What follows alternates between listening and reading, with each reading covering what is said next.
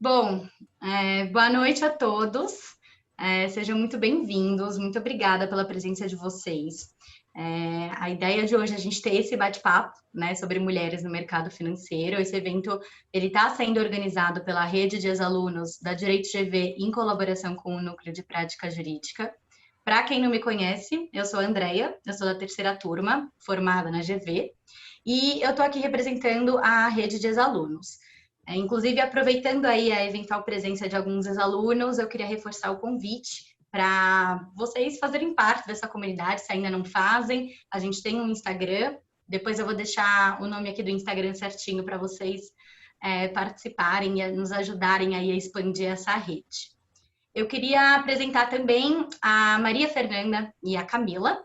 Elas vão ser as minhas comediadoras na conversa de hoje. Elas são alunas da graduação e foram elas que tomaram a iniciativa e nos procuraram por meio do Núcleo de Prática Jurídica para a gente fazer esse evento. E a gente achou que seria justamente muito legal juntar esses dois públicos, né, dos alunos e dos ex-alunos, porque é um tema aí que é de interesse de todos, né? A gente vai dar enfoques diferentes, tem gente que está no início da carreira, tem gente que está no momento mais de transição, e tem gente que também já está trilhando esse caminho há mais tempo. E cada um desses grupos tem as suas respectivas preocupações, então a gente vai tentar endereçar tudo isso aqui hoje. Mafê e Camila, vocês querem contar rapidinho de onde é que surgiu essa ideia do evento? Eu vou começar a falar sobre isso. Bom, gente, boa noite. Queria falar um pouco sobre a ideia do grupo, do evento, desculpa. Ela surgiu a partir de vários incômodos relatados por meninas durante o período da graduação. Várias matérias, principalmente disciplinas eletivas, são ocupadas majoritariamente por homens e pouquíssimas meninas são envolvidas na discussão de mercado financeiro, de capitais e direito societário. Então, nesse panorama, a gente decidiu promover um encontro que pudesse, de uma forma mais pessoal, falar abertamente sobre esses assuntos que conectam alunas e ex-alunas da graduação. Legal. Bom, e até por isso eu queria dar, então, as boas-vindas para as nossas convidadas, nossas super mulheres que toparam participar aqui do evento de hoje e dividir experiências tão ricas com vocês, né? Eu tive já uma conversa prévia com elas e aqui a gente fala mulheres no mercado financeiro, mas quando a gente está falando disso, na verdade, a gente não está falando só de um aspecto profissional, a gente está falando algo que extrapola muito isso, e então acho que elas vão trazer muito também dessas vivências pessoais. A gente está aqui com a Fernanda Ortiz, ela é formada em Direito pelo Mackenzie, ela trabalhou no BMA, no Machado Meyer, trabalhou 11 anos no BTG, onde ela virou sócia da área jurídica. Ela era responsável por operações estruturadas, M&A e Special Situations. E ano passado, depois você me corrige, Fê, não sei se foi ano passado ou o começo desse ano, você se juntou ao C6 e hoje em dia é head da área de operações estruturadas e de estratégia de distribuição de produtos. A gente tem aqui também a Fernanda Chaim, ela se formou na primeira turma da GV, então ela é aqui de casa, estagiou no Matos Filho, na área de mercados de capitais e direito bancário, e fez o move para investment banking no Goldman Sachs, onde ela ficou por 4 anos, e depois ela foi para asset management do JP Morgan, e depois de 3 anos e meio ela voltou para o Goldman Sachs na corretora, na área de Global Markets, onde ela está há pouco mais de 2 anos. A gente tem aqui também a Helena Mazzullo, também ex-aluna da GV, faz parte da área de ESG da XP. Anteriormente, ela era sócia da Right Capital Wealth Management, onde ela atuou por mais de 5 anos na área de impacto socioambiental, ESG, planejamento patrimonial, sucessório, jurídico, compliance. E antes de se juntar à Right, ela trabalhou na Geek, que é uma startup de impacto social focada em educação. Temos também a Elo, também formada na GV, começou a carreira em mercado de capitais no Wire Case, depois ela foi para o escritório de resolução de conflitos, Falec Associados, depois para uma legal, concomitantemente para a Legal Tech Resolve, e ela foi responsável por investimento de impacto da Provence Capital, com ênfase em Biotech Venture Capital, e hoje ela está à frente do fundo de endowment do Instituto Rodrigo Mendes, que é um dos pioneiros no Brasil. A gente vai ter aqui também no nosso papo a Ilana. Eu não vou apresentá-la agora porque isso vai fazer um pouco parte aqui da nossa temática, né, do nosso tema mulheres. Ela está com uma bebê de 2 semanas e ainda assim vai participar do nosso papo, só que ela vai chegar um pouco mais tarde, daí eu faço aí as devidas apresentações.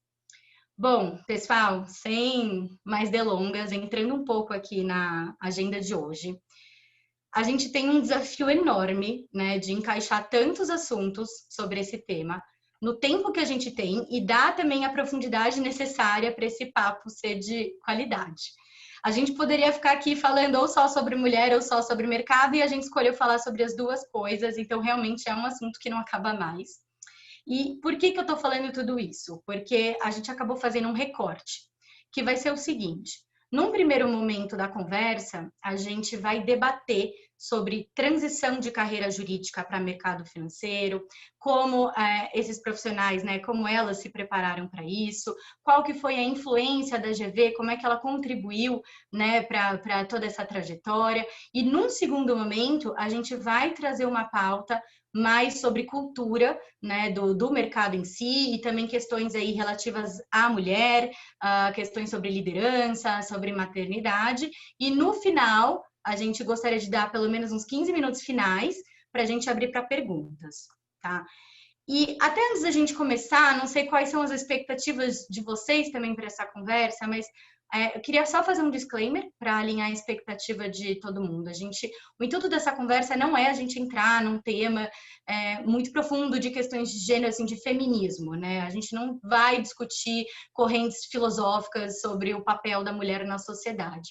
O ponto aqui é realmente compartilhar experiências reais, tanto positivas quanto construtivas, de mulheres que vivem realidades diferentes nesse mercado, sem qualquer posicionamento ideológico a respeito disso.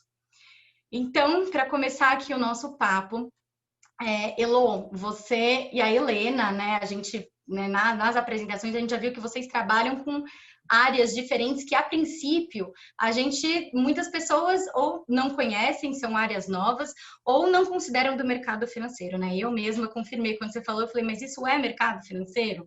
Né? Então, quem é mais leigo no assunto, a gente acaba pensando realmente, quando houve mercado financeiro, naquele ecossistema mais tradicional, né, que é formado por bancos, por fundos, por gestoras e corretoras. Então, acho que para a gente aterrizar aqui nesse tema hoje, queria entender um pouco melhor para quem está buscando oportunidades nesse mercado, né? Qual é esse mercado, afinal? Você pode ampliar um pouquinho aqui a nossa visão? É para mim, né, Didi? Sim, você, mas quem quiser também pode responder. A Helena, inclusive, também participa. Legal. Boa noite, todo mundo. Obrigada pelo convite. Um prazer estar com tanta mulher, enfim, super competente, trocar um pouquinho de visão e de experiência no campo. Eu estou à frente do Endowment, do Instituto Rodrigo Mendes, e a gente acredita que a gente pode usar a força do mercado financeiro para resolver problemas sociais e ambientais no mundo. Tem diferentes formas de fazer isso, eu acho que a Lê cobre um escopo diferente do meu, e é legal que a gente pode se complementar bem de formas diferentes de usar mecanismos financeiros para resolver problemas socioambientais. Eu também passei por Venture Capital, né? Então startup para resolver problemas sociais e ambientais. Mas hoje, né, a missão a estratégia norteadora de financiamento do Instituto é o Endowment, né? Então, para dar um super resumo, o Instituto é de educação inclusiva, então tem a missão garantir que toda criança e todo adolescente tenha acesso a uma educação de qualidade.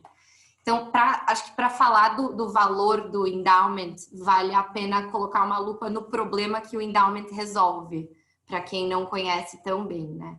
E o endowment resolve um problema sistêmico do terceiro setor. Então, enfim, dá para se perguntar, eu mesma já me perguntei, né? Mas, Elô, a gente precisa do terceiro setor, né? Os negócios tradicionais estão propulsionando aí economias em desenvolvimento, o empreendedorismo de impacto está vindo com força para cuidar do resto dos problemas. E sim, eu acho que os negócios vão mover grande parte da humanidade para frente, mas sempre tem aqueles 10% que ficam para trás, que estão em desvantagem, que não têm sorte, que continuam excluídos. E 2, negócio precisa de mercado, e tem coisa que não dá para precificar, né? Então, no nosso caso, sei lá, uma aluna que passou por uma formação nossa, a Maria Luísa tinha 12 anos e ela falou pela primeira vez. Ela tinha uma deficiência intelectual e foi com uma formação que ela falou pela primeira vez. Ou o Jackson tinha 11 anos e foi alfabetizado. Então, ou sei lá, quando você vê que as crianças estão desde cedo não só aceitando diferenças, mas valorizando diferenças. Ou quando aquela criança com deficiência ganha autonomia e dignidade. Ou quando a mãe pode voltar a trabalhar porque o filho está na escola. Essas coisas, né? Como é que você monetiza? Como é que você bota um preço nisso? Então, isso para responder a primeira pergunta que muitas vezes é colocada, se o terceiro setor resolve, se é necessário, eu acho que sim, que é. E aí vem para o segundo problema. Então organizações sem fins lucrativos são importantes para resolver os problemas do mundo. Mas por que não funciona? Né? A gente vê que o mundo tem muito dinheiro, muita gente competente, inteligente, criativa, muita tecnologia, muita inovação. Por que tem gente que ainda está morrendo de fome? Por que tem gente que não tem acesso a saneamento básico, a saúde, a educação? Né? Essa conta não fecha. Enfim, é muito complexo, não me proponho a responder isso, mas do ponto de vista do terceiro setor, a resposta é que esses problemas são enormes e complexos e as organizações sem fins lucrativos são pequenininhas, são minúsculas, quase todas elas. E isso é porque as regras do jogo do terceiro setor debilitam as organizações sem fins lucrativos e faz com que elas continuem pequenininhas para sempre. Tem um estudo chocante nos Estados Unidos, que já é muito mais avançado, no Brasil nem tem essa informação, que das 200 mil organizações sem fins lucrativos fundadas desde 1970, só 144 delas têm um faturamento de 50 milhões por ano. Isso é 0,07%. Assim, né? Nada, é muito pouco. Então, como é que você vai resolver esses problemas enormes em escala, né? E isso é um desafio, por quê? Porque as regras do jogo do terceiro setor são diferentes para o resto das organizações da economia. E eu vou falar das 3 principais diferenças. A primeira delas, as organizações sem fins lucrativos são extremamente dependentes dos doadores, né? E isso reduz ou inibe, às vezes, totalmente a autonomia. Isso gera conflito de interesse. Então, fica muito difícil inovar, criar projetos autônomos, gerir esses projetos com eficiência por conta dessa dependência dos doadores. A segunda regra do jogo que inibe é a instabilidade financeira. Então, as organizações do terceiro setor têm fluxos de projetos definidos de 12 em 12 meses, que é um período muito curto de tempo. Fica impossível fazer um planejamento de longo prazo, você vive numa constante imprevisibilidade financeira. E o terceiro ponto, né, a terceira regra do jogo que inibe essas organizações é que você tem um subinvestimento na excelência da organização. Então, o que isso quer dizer? Você não pode remunerar bem quem está no terceiro setor, né? Existe uma barreira psicológica, cultural, que você não pode pagar bem a pessoa. Então, no setor privado, quanto mais valor o empregado gera para a empresa, mais dinheiro ele ganha. No terceiro setor, você não pode incentivar os funcionários a gerarem mais valor social através do dinheiro, né? Então, é engraçado isso quando você para refletir. Tem um desenvolvedor vai desenvolver um game super violento, vai faturar 50 milhões por ano, a gente dá parabéns e bota na capa da Isto É. Se você tem um empreendedor social querendo descobrir a cura da malária e ele quiser ser razoavelmente bem remunerado, R$1 milhão por ano, ele que é o parasita. Então, é muito interessante pensar nisso, não é muito racional. Então, como é que você vai atrair as pessoas mais inteligentes, saindo da faculdade, as mais criativas para resolver esses problemas complexos, né? E, enfim, alguns outros subinvestimentos, né? Marketing, né? Doador normalmente não gosta de investir em marketing. Você vê exemplo, a Melinda Gates fala muito isso, que quando eles estavam tentando combater a AIDS na África, tentando conscientizar as pessoas a usarem camisinha, e as pessoas não se conscientizavam. Mas você via que todo mundo tinha Coca-Cola na mão, não importa onde tivesse, porque é a força do marketing. Enfim, então, isso só para fechar, resume que sem investir nessas coisas, sem a independência, sem previsibilidade financeira, essas organizações não ganham escala, não ganham robustez organizacional para resolver de verdade esses problemas que ela se propõe a resolver. Então, para finalizar a resposta, a ferramenta que a gente aposta para romper essas barreiras e de fato, exercer todo o potencial da organização é o fundo patrimonial, ou endowment, que tem como objetivo gerir um patrimônio, né? Uma instituição financeira gera esse patrimônio, nosso endowment está no JP Morgan, e gera esse patrimônio de forma perpétua, e esses rendimentos custeiam a operação. E assim, garantir a nossa independência para a criação de projeto, estabilidade financeira para poder fazer planejamento de 5, 10, 20 anos, né? Para transformar a educação no Brasil é planejamento de longo prazo. E você tem uma margem para investir no talento, para investir em marketing, para investir em infraestrutura. Então, é aí que a gente enxerga essa intersecção.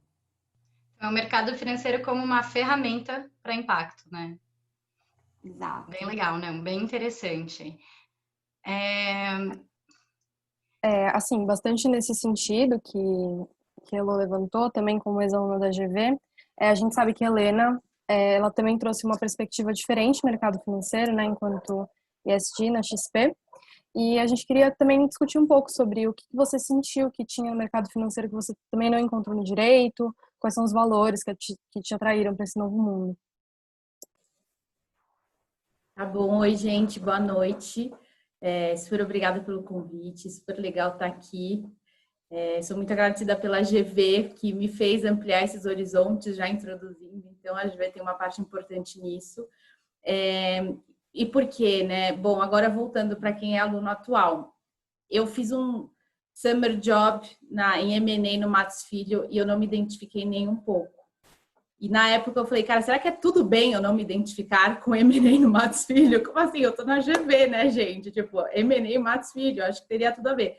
E eu não me identifiquei. Eu falei, eu não quero trabalhar em escritório, eu não me vejo trabalhando no escritório, não é a dinâmica que eu gosto.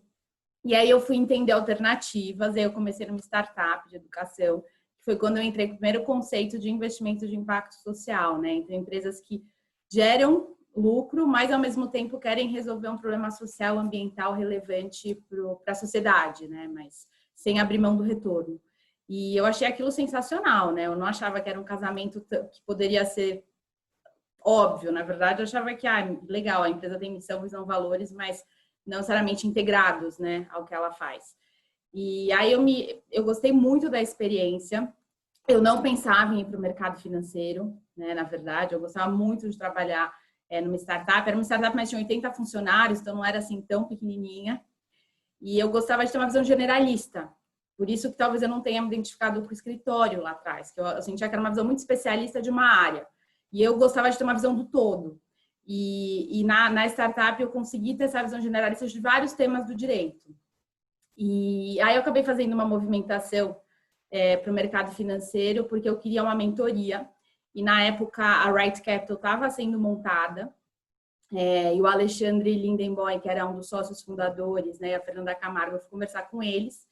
E só que a minha condição para ir para o mercado financeiro era que eu pudesse ainda me envolver com o tema de investimentos de impacto social de alguma forma. Era uma coisa que eu me apaixonava, mas até então a interface com o direito era muito baixa. E então meio que eu dividi metade do meu tempo, eu assumiria os temas de direito, né? Tanto que a Didi comentou um pouco que era um pouco confuso o que eu fazia, porque realmente era muita coisa diferente. Então, desde jurídico de mercado e compliance até planejamento patrimonial e acessório dos clientes. Essa era metade do meu tempo. A outra metade eram as coisas que brilhavam meus olhos. Então, eram os investimentos de impacto socioambiental e o ESG, né, que é complementar aos investimentos de impacto socioambiental, que a gente, desde 2015, a gente começou a fazer um trabalho muito forte de advocacy com as gestoras de recursos, para elas considerarem, né, para quem não sabe, ESG é Environmental, Social and Governance. Então, são ambiental, social e governança, né? Então, como é que você considera esses fatores na gestão do negócio, de forma estratégica e material, não simplesmente incremental de construir uma escola e falar, olha que legal. Então, uma coisa realmente mais estratégica com o que você procura como negócio.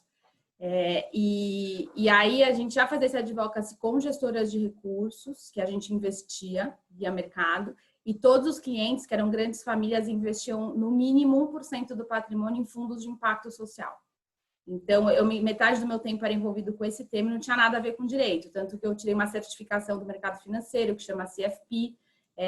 Eu fiz vários cursos, porque eu sentia que para esse lado eu precisava, apesar de eu ter feito várias eletivas na GV, que isso foi muito bom, então eu fiz várias eletivas em economia, várias em ADM, que me deram essa base, eu sentia que para o dia a dia faltavam algumas coisas. Então, eu sempre vivi entre os dois mundos, e esse ano eu decidi fazer a movimentação total para o mundo que não tem nada a ver, não. Tem uma interface com o direito, mas eu não faço mais nada com o direito, gente. O direito virou uma ferramenta para mim, eu acho que isso é o mais importante acima de tudo.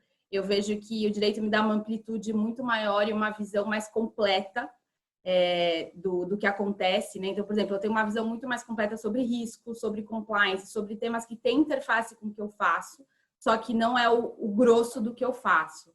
Então, hoje, né? Então, há um mês, literalmente, eu estou na XP, na área SD, que é uma área nova. A Marta Pinheiro é a diretora, a primeira diretora mulher na XP, inclusive. E aí temos vários desafios pela frente. E acho que basicamente é isso. Depois eu posso aprofundar em temas específicos, se quiserem. Aproveitando um pouco dessas ferramentas da graduação, Helena e se a Heloísa e a Fernanda também puderem comentar um pouco sobre, aí vocês conversam um pouco sobre a ordem, mas como a GV teve influência para vocês, para essa decisão, como vocês estão hoje, como a GV te preparou para assumir esse cargo e quais são as ferramentas e competências que você atribui à vivência como aluna da graduação para esse momento?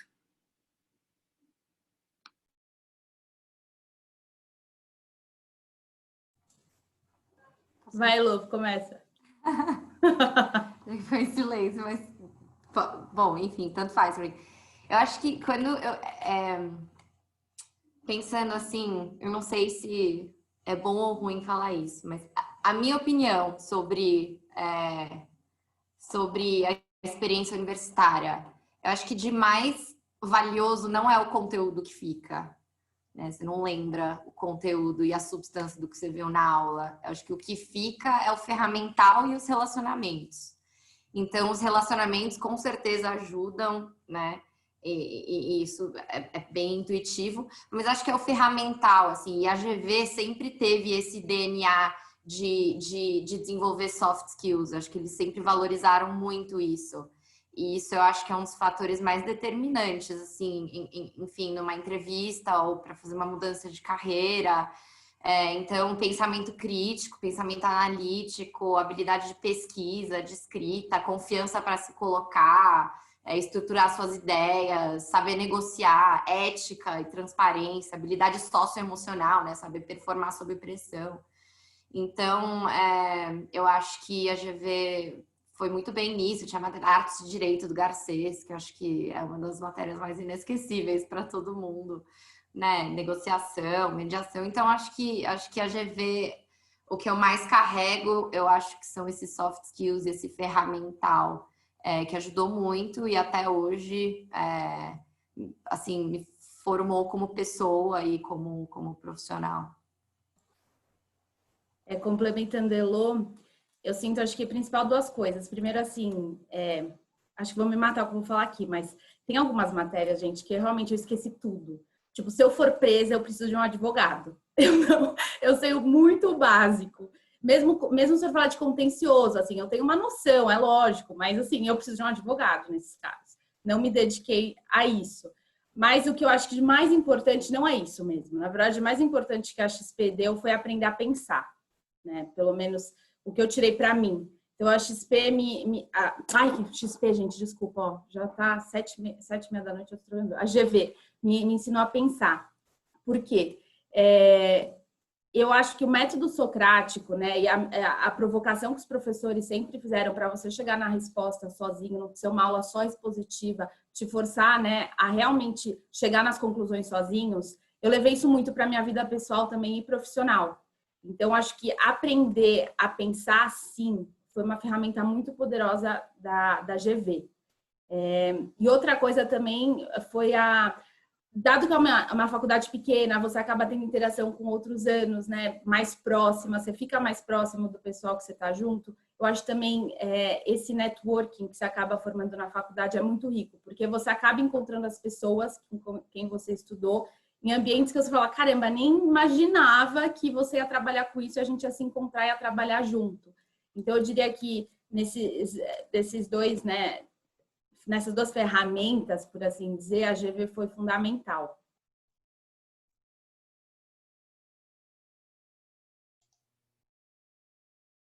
Boa noite, pessoal. Eu queria também, agradecer pelo convite, é um prazer estar aqui. Eu acho que a Heloísa e a Helena cobriram todos os pontos sobre a formação da GV. Eu acho que vocês colocaram muitíssimo bem, nem sei muito o que acrescentar, mas eu acho que essa parte de ferramentas, de ter senso crítico, de aprender a questionar, a pensar fora da caixa, eu acho que isso foi estimulado desde o D0 na faculdade. A rede de networking, não só dos alunos da faculdade de administração, economia, professores, acho que tudo isso dá uma rede riquíssima, não só de contatos, mas pessoas com formações super diversas e que foram para caminhos muito diversos. Eu, como primeira turma, a gente brinca, né, que a gente era cobaia, acho que foi muito experimental, mas isso trouxe coisas muito positivas, porque a gente teve matérias como se expressão oral e como linguagem corporal afeta quando você vai fazer uma negociação, competições de mediação, negociação, enfim, tudo que vocês já tocaram, mas assim, que para mim, na carreira financeira, foi fundamental e acho que também foi uma opção do direito como formação pessoal, acima de qualquer coisa, né? Acho que isso é amplo e te direciona a qualquer carreira, a qualquer área que você queira atuar. E bastante nesse sentido desses pontos que vocês trazem sobre a graduação, a gente como alunas, a gente sente bastante que existe ainda um estigma muito forte de como que o estágio, ele ainda é uma oportunidade que a gente tem, que é uma oportunidade única de você começar e terminar naquilo. E eu sei que vocês tiveram essa chance de mudar e experimentar coisas novas, principalmente você, Lô, que teve experiência em escritórios em diferentes áreas. Eu acho que a gente queria saber um pouco como que foi esse processo de desconstrução pessoal, de saber que o jurídico não ia ser o que você ia fazer até o final da sua vida e como que é o processo de sair desses ambientes jurídicos, né? Mas para todas as meninas que tiveram esse tipo de caminho. Legal. Eu gosto muito dessa pergunta e eu acho que ela não se aplica só para o estágio, mas acho que é o caminho até os... O Oscar falou uma coisa no elevador uma vez para mim que eu carreguei para sempre. Que eu estava já no segundo ano da faculdade pensando em medicina, assim, totalmente perdida. E ele falou, até os 30, Heloísa, abre portas. Fica tranquila, só abra portas, depois você decide qual que você vai entrar. E eu tomei isso muito para mim, assim, meu período quase todo da faculdade foi período de experimentação. E eu acho que é muito importante, porque parece que as coisas não é em uma linha reta, é tudo assim, né? Um squiggly line, mas é um investimento de tempo que você coloca na sustentabilidade do que você for acabar escolhendo como carreira, né? Enfim, acho que o que sempre me moveu muito foi a curiosidade, assim, porque você pode se testar em ambientes diferentes, principalmente no estágio, porque com 17, 18 anos a gente não se conhece, eu ainda não me conheço, menos ainda com 17, 18 anos. Então você se testa em ambientes diferentes, né? E você descobre o que desperta a sua paixão, o que favorece as suas aptidões naturais, né?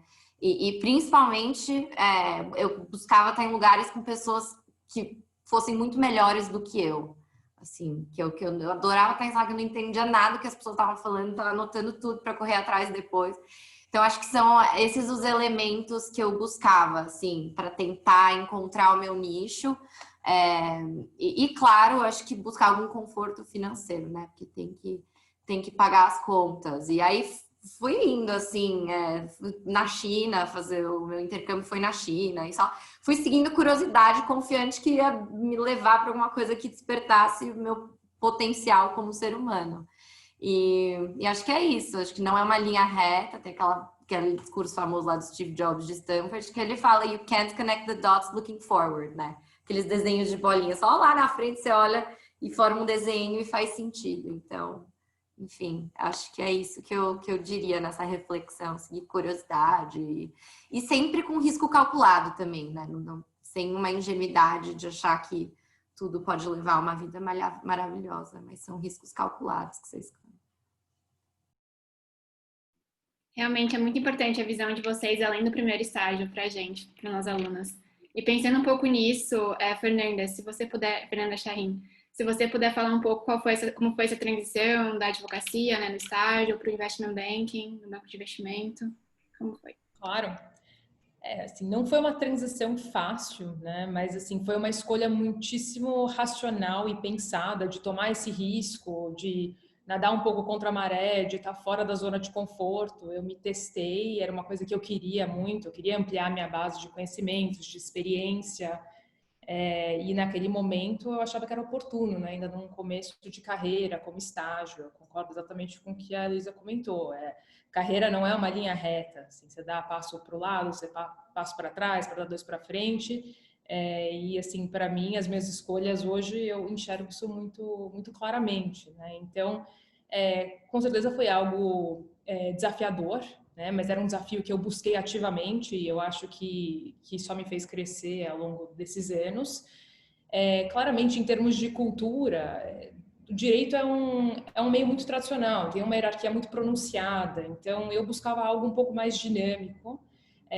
Eu fazia mercado de capitais no Max Filho e eu mudei para uma área que eu considero correlato, porque o investment banking ele é muito amplo também, você também trata de diversos assuntos que eu abordei no meu estágio e na faculdade. Então, para mim, essa mudança era meio que sentar do outro lado da mesa, né, do que eu fazia como advogada e agora saindo do mundo jurídico, mas como investment banker, né, aprendiz de investment banker, né, na época. Mas assim, no geral, em termos de cultura, o time era um time muito colaborativo, assim como no escritório. Logicamente tinha pressão, mas essa pressão você encontra em N aspectos e N áreas, né, não necessariamente só no mercado financeiro, né. E eu senti que eu assumi muito mais responsabilidades também numa fase mais júnior da minha carreira, eu consegui mais exposição, até a forma como a gente sentava lá, hoje em dia acho que isso mudou também, tem muita gente que senta em baia, mas assim, na área a gente sentava num espaço aberto, então você tinha pessoas sêniores que sentavam do seu lado.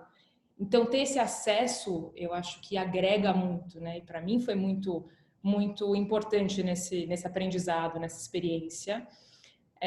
Também eu estava inserida numa plataforma global, né? Então saindo de um escritório e agora atuando num mercado, num banco que tem atuação no mundo inteiro. Então aprender a navegar também nesse novo mundo, para mim também foi parte dessa transição, mas era uma coisa que eu queria muito, que eu trabalhei muito para isso. Então foi um processo constante, assim, com pessoas que foram fundamentais e colaboraram muito para esse aprendizado continuar assim toda essa fase da minha carreira. E na parte de mercado financeiro, ter menos mulher, naquela época eu sentia assim que haviam menos mulheres, por exemplo, eu reparava que eu entrava numa reunião e muitas vezes eu era a única mulher daquela reunião. Hoje em dia isso acontece, às vezes eu nem reparo, enfim, as coisas, mas como aquela primeira experiência foi algo que chamou minha atenção num primeiro momento, assim, nessa transição também. Até pegando um gancho, né, sobre isso, na nossa conversa, uma coisa que me saltou muito aos olhos era justamente você ter falado que, apesar do choque cultural não ser tão grande, a equipe em si, né, ter esse viés, assim, super, né, esse aspecto mais colaborativo e tal, você comentou comigo que tinha poucos exemplos de liderança feminina, né, que você não tinha muitas mulheres em quem você se inspirar. Aqui, ao que você atribui essa escassez naquela época de role models, vamos dizer assim? Você chegou a refletir sobre isso?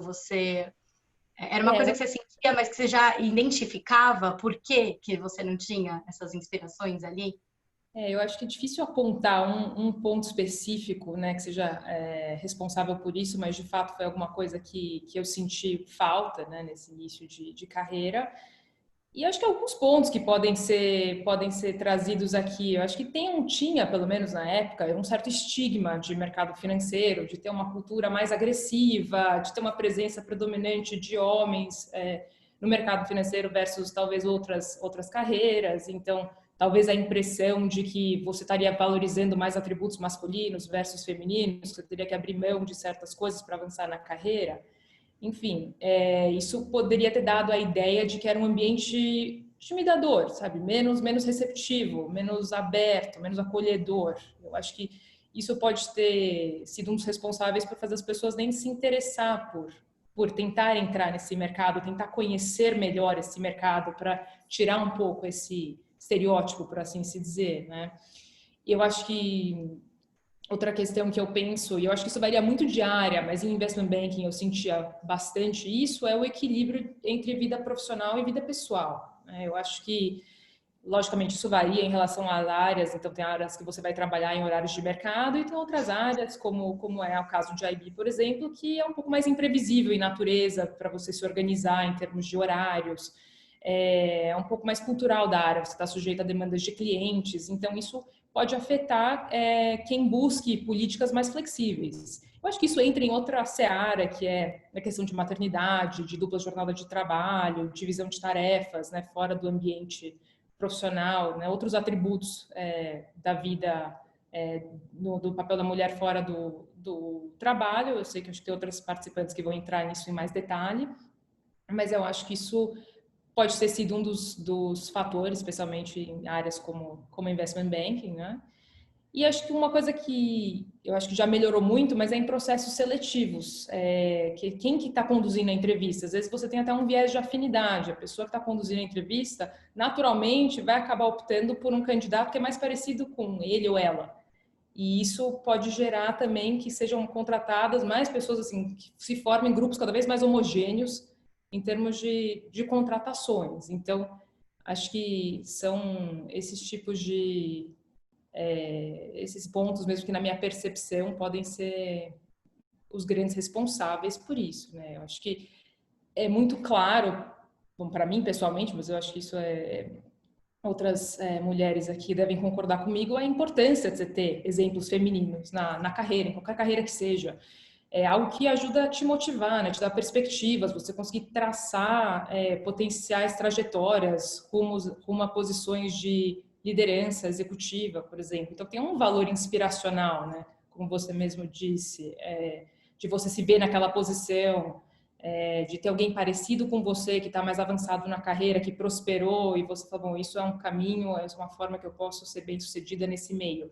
Eu acho que é um ciclo que se auto-perpetua, né? Porque se você não vê uma mulher no topo, isso pode parecer algo menos tangível e por isso pode até gerar talvez um desinteresse em você querer avançar naquela carreira específica. Então é algo que uma coisa puxa a outra nesse sentido, né? Então esse é um dos, assim, para mim eu acho que é fundamental ter cada vez, né, ter esses papéis que sirvam como exemplos e verdadeiros nortes de inspiração. Mas eu acho que isso está melhorando. Eu acho que isso já melhorou muito. Eu acho que tem uma evolução natural, logicamente, né? Assim, de mulheres conquistando mais espaço, ligados à sua própria competência, à sua própria qualificação. Você vê também em faculdades de graduação, cursos, pós, mais alunas entrando em áreas ligadas a finanças, matemática, contabilidade e etc. Então, acho que isso já está acontecendo naturalmente. Mas eu acho que também tem que ter umas políticas internas, umas iniciativas de incentivo para que isso continue se perpetuando até que vire algo natural, né? Eu acho que isso é fundamental para sinalizar um apoio, né, de motivação para você criar esses exemplos, né, de mulheres em liderança. Então, acho que assim, na base da pirâmide, você vê que a representatividade feminina já melhorou muito, mas ainda no topo não. Então, esse trabalho não só de atração de talento, mas de retenção de talento, de desenvolvimento na carreira, né, de dar esse suporte ao longo de todo o processo, e que você ter um exemplo feminino, acho que ajuda porque você tem uma troca de experiências mais abertas. Se você é um mentor de uma mulher, não precisa ser uma mulher, muito pelo contrário, mas ao mesmo tempo você ter esses exemplos, acho que são muito positivos.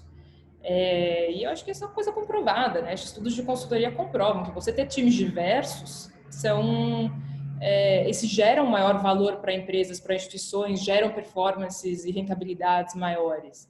Assim, eu posso dar até um exemplo da própria Goldman Sachs, que teve um compromisso público que falou que só vai participar e estruturar IPOs de empresas americanas e europeias se tiver ao menos uma mulher no conselho.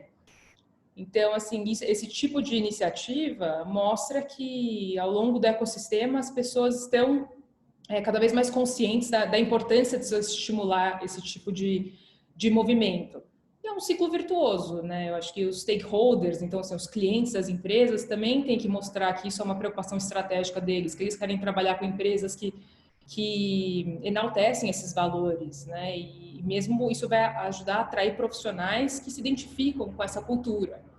Então, é algo que é exatamente uma coisa que só traz benefícios e que vai se alimentando daqui em diante. Com certeza, acho que você fez em pontos muito importantes, né? Desde falar em termos de educação de base, né? Que seria, na verdade, mais essa parte de graduação. Acho que, se não me engano, até a Renata Soares que fala isso, enfim, né? Ativamente, que vários estudos comprovando menos mulheres, né, em exatas, e na verdade o que a gente está falando aqui é justamente dessa transição de humanas, né, para exatas. Então eu acho que tem muito disso, assim, muito de desconstruir um pouco do que a Elo também trouxe, né, desconstruir essa coisa de o que eu escolho para o resto da minha vida. Eu acho que cada vez mais as novas gerações estão aí também para nos, né, assim, nos desafiar cada vez mais nesse sentido. A gente está sempre abertos aí a novas oportunidades, ao tal do propósito, né? O que estiver fazendo sentido para a gente ir fazendo esses moves. Mas tem também uma atuação realmente muito importante do lado das empresas, né? De desenvolver essas políticas para realmente para que as mulheres não fiquem só na base, né? Para que também elas consigam ascender e chegar um pouco no topo. Você falou até desse compromisso público da Goldman. Eu vou até puxar um gancho, porque a Helena agora está na XP, né, numa área nova, que é liderada pela única diretora mulher, que é a Marta Pinheiro, em um momento em que a XP também, né, ela assumiu aí um compromisso público de contratar mais mulheres. E queria entender um pouco, eu sei que você acabou de entrar na XP, mas sei que você já sente um pouco, né, dessa cultura, e traz pra gente um pouco assim, a que você atribui essa também transição de cultura da XP, que, diferente da Goldman, né, não é uma instituição, né, lá de fora, não é um banco, enfim, é americano, tinha uma cultura, um DNA aí bem mais agressivo. E por que isso está acontecendo agora?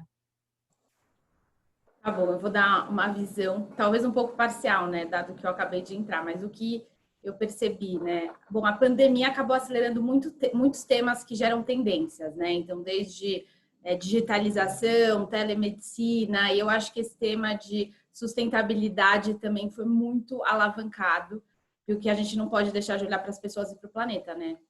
Olha o que a gente está vivendo. E dentro da XP, o que eu tenho percebido é que foi uma iniciativa que veio muito das lideranças, então foi um pouco top-down, mas teve muito encontro bottom-up, por assim dizer, né? Porque gera um desejo também do time porque a faixa etária das pessoas na XP é 25 a 35 anos. Então, você imagina que já são pessoas de gerações que querem, né, ter uma qualidade de vida melhor, que querem trabalhar com um propósito maior, que já tinha essa demanda, pesquisas internas mesmo identificavam essa tendência, né? E mesmo para atrair os melhores, porque o que acontece no mercado de trabalho, né? Tem meio que uma guerra de talentos. Para você atrair as melhores pessoas, você meio que briga com todo mundo para que as melhores pessoas queiram trabalhar onde você está. E o papel do propósito de estar alinhado com o que as novas gerações que estão entrando no mercado de trabalho procuram é muito importante. Então, acho que veio o entendimento disso, né? Que é uma questão de envolve muito atração, retenção e inspiração do time, né? Acima de tudo, e é fundamental para qualquer empresa sobreviver que tenha um time engajado, inteligente. E esse tema das mulheres especificamente, né? Quando eu falo de atração e retenção de talentos, veio numa identificação que, assim, mulheres já são a maioria da população brasileira. As mulheres em geral, se formam mais em engenharia, administração, em todas, né, em faculdades de ponta. Por que então, em comparação aos homens, na XP, nós temos tão poucas mulheres, né? Se as mulheres já se formam mais nas áreas que a gente emprega, se as mulheres, né, inclusive internamente, os resultados das mulheres são muito bons. E por que a gente, então, não está atraindo as melhores mulheres, né? Então, acho que veio muito dessa reflexão de que isso não é simplesmente mimimi, né? Não é trazer para essa pauta de mimimi ou de politicamente correto, é para trazer a pauta de isso é falar de performance e de sobrevivência da empresa no longo prazo.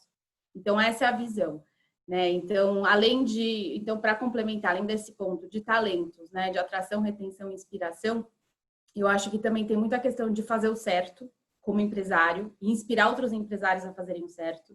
Isso o Guilherme Benchimol tem falado muito, né? Então, você tem que inspirar o seu entorno. Não adianta só você lutar algumas lutas sozinhos. E no Brasil, né, não são poucos problemas que a gente precisa resolver.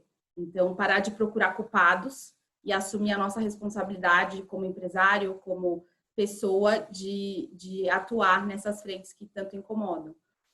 E como acho que um ponto final também é que a XP sempre esteve muito alinhada com o tema de educação, né? Então, a XP nasceu inicialmente como uma empresa de educação que depois levava aos seus clientes a investimentos financeiros. E hoje, né, uma das principais estratégias da XP é a educação financeira. A plataforma Xpeed, inclusive, é uma das principais linhas de negócio. Então, falou, por que a gente não amplia um pouco o propósito de impactar positivamente as pessoas no mercado financeiro para impactar as pessoas também com educação para além do mercado financeiro? Porque a gente não olha para um escopo mais amplo, né, do impacto que a visibilidade que a XP disponibiliza, a capacidade de impacto que ela disponibiliza pode gerar. Então, acho que foi um pouco dessas visões conjuntas que levaram a esse entendimento de que não dá para não falar disso, que é sem volta, não é uma moda, uma bolha, né? Tem gente que fala que é moda passageira. Acho que é falar de estratégia. E então, não sei se eu respondi bem a pergunta de vocês, mas é um pouco disso. Não, respondeu super bem, porque você trouxe uma visão que é isso, não é cotas, né, para as mulheres, não é disso que a gente está falando, né? A gente está falando de até uma te eu questão, complementar, Didi, isso é muito importante, porque quando deu muito ruído nas redes sociais, quando, né, a XP postou até 2025, 50% mulheres. Vocês estão fazendo cota, acabou com a meritocracia, a XP é referência de meritocracia, que absurdo, né? Foi super polêmico nas redes sociais e, na verdade, foi feito todo um estudo prévio, né, que foi um pouco do que eu expliquei para vocês, de como fazer sentido esse compromisso público. E não é cotas, tá? É um trabalho interno de tirar vieses em processo de recrutamento, né, que é inevitável, nós temos vieses. Então, tirar essas barreiras, entender por que a gente não retém, o que a gente tem que fazer para reter as mulheres se o turnover é maior no público feminino. Então, foi um entendimento interno do que a gente tinha que ajustar para trazer os melhores talentos, porque os dados indicam que muitos talentos excelentes são mulheres, na verdade, talvez até a maioria. Então, foi nesse caminho, sem anular a meritocracia, né? Com esse cuidado. Estratégico assim, mesmo, de trazer resultado para a empresa. Exato, né? porque você queima a largada se você promove uma mulher só porque ela é mulher. Aí vão falar, então, né, não deu o resultado que esperava. Não pode. Na verdade, você tem que alinhar com o que você espera de resultado e considerar. Então, isso nunca foi uma cota nesse sentido. Posso entrar e dar minha opinião? Até vou pedir licença, pedir desculpa que eu cheguei um pouquinho atrasada, eu tô com uma bebezinha pequena, tava dando de mamar. Mas é engraçado, Helena, eu até não te conhecia. Eu fui 4 anos sócia da XP, né? E assim, bem nos primórdios ainda da XP, eu entrei em 2012. E eu sempre fui muito próxima do Guilherme. E essa era uma questão que eu falava muito com ele. E eu acho que é legal a XP tá fazendo isso, porque assim, nunca existiu uma diretora mulher, né? Desde que a Ana saiu lá atrás, que foi uma das pessoas que fundou, não teve nenhuma diretora mulher. Pouquíssimas mulheres na XP depois de ter filho, né? Você deve acompanhar isso. Acho que a Marta é uma pessoa recente na empresa e tem outras, né, que estão crescendo. Mas é muito legal ver a XP fazendo isso, porque é o oposto da cota. É quase que assim, cara, vamos tirar o preconceito anterior que a gente tinha e abrir os olhos, porque tem muita mulher que performa nesse mercado. Então, só queria te dar minha opinião para reforçar isso que você falou, porque eu vivi isso na pele lá, numa fase que eu ainda não tinha filho, mas a XP sempre foi case para ele, né? Então, só para dar uma pincelada aí. Isso aí. Gente, essa é a Ilana que chegou chegando, inclusive, né, super encaixada, né, no tema, para dar justamente, né, essa visão de quem participou da XP lá atrás e pode contar também um pouco sobre essa cultura. Só apresentando você, Elan, eu já tinha explicado que você ia chegar um pouco mais tarde. Desculpem, meninas, mas não teve jeito, tá? Não, só de você estar aqui, a gente vai ainda entrar nesse tópico. A Fernanda, ela tá, assim, quase pulando na cadeira que a gente vai falar ainda sobre a questão da maternidade, mas super obrigada por estar aqui. Assim, mostra que realmente, né, mulher é realmente um ser bem multitasking. A gente consegue ser essa pessoa eficiente e encaixar aí todas as nossas obrigações, né? Mas a Ilana, gente, ela é formada em economia pela FE, ela está cursando hoje em dia mestrado na Harvard Extension School. Ela passou 5 anos no Credi e na Goldman Sachs. E depois ela foi a sócia, né, como ela mesma disse, responsável pela distribuição da Asset na XP por 4 anos. E hoje em dia ela é sócia, fundadora e head comercial na Vitrio, que é uma fintech que veio para transformar a relação dos brasileiros com seus investimentos. Eu vou aproveitar e fez um jabazinho da empresa onde ela trabalha.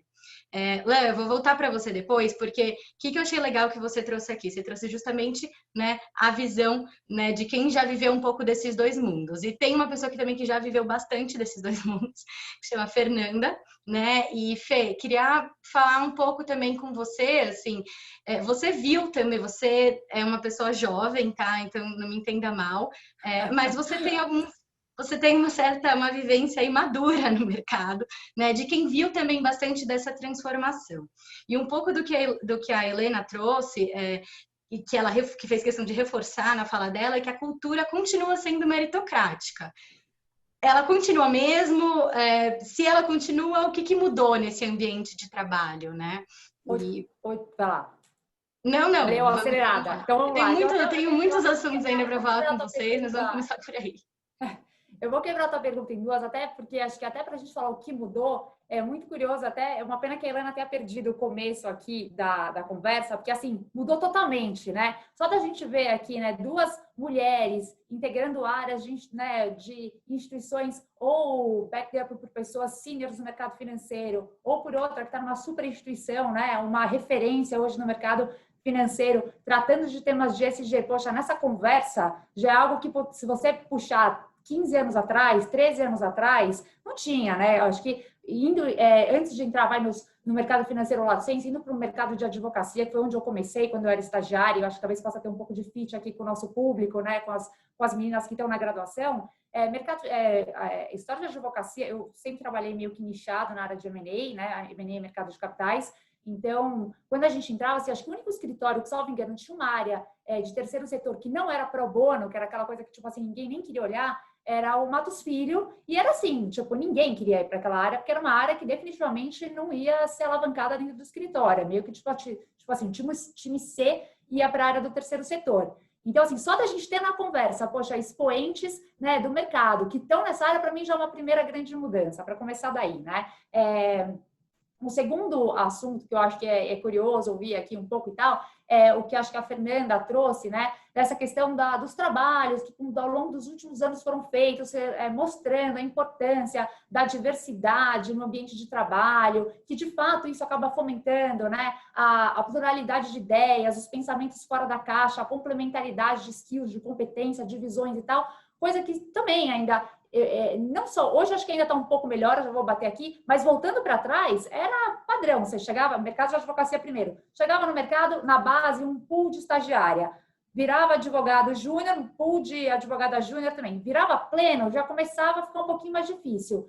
Sociedade, tal, não sei o quê, você olhava ali, sociedade, tinha um pouco de mulher, pré-filho, entrou maternidade, sócio júnior você ainda via, quando entrava no sócio expoente, acabou, no mercado de M&A, você tinha 2, 3 referências no máximo para olhar, para, né, eventualmente ter ali como uma referência, e muitas vezes, assim, eram pessoas que tinham feito uma escolha muito isolada, não estou dizendo que era a maioria, mas algumas referências muito emblemáticas foram pessoas que fizeram uma opção muito estigmatizada para a carreira, sem a complementariedade, eventualmente, da carreira e da vida pessoal, que, poxa, quando você está ali no começo, eventualmente é aquilo que você quer, né? Você quer ter uma carreira, você quer ter uma vida, uma família doriana, que depois você descobre que, né, a imperfeição faz parte do jogo e a gente já chega lá, mas assim, você quer meio que unir as duas pontas. Então, também não era muito uma referência ímpar ali que você tinha. Então, e isso, assim, eu acho que ao longo do tempo, obviamente... melhorou. A gente vê hoje, né, mulheres, a gente está falando aqui da diretora da XP, a gente tem, né, Ilana aí sendo sócia fundadora da Vitrio, também foi sócia da XP no passado, eu fui sócia do BTG, quando eu virei sócia do BTG em 2014, eu lembro assim, na base tinham tipo 150 sócios 7 sócias. Então, assim, era uma desproporcionalidade bizarra, assim, tá?